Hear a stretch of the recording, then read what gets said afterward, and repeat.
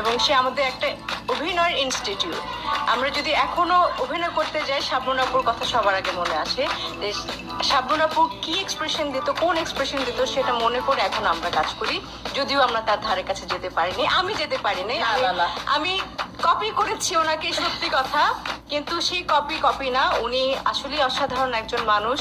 মানে as a human being ওনার তুলনা নেই। আপনারা দেখতেই পাচ্ছেন, গুণ যার আছে তারই তো প্রশংসা করা যায় নাকি। সবচেয়ে গুণী ব্যক্তি হচ্ছেন উনি। এবং আমি আজকে আপনাদেরকে একটা সত্যি ঘটনা বলি। আপু তখন মানে সুপার ডুপার হিট, আপুর যন্ত্রণায় আমরা কেউই ইন্ডাস্ট্রিতে পা রাখতে পারতেছি না এবং কোনো ছবি ধারে কাছে যেতে পারছি না।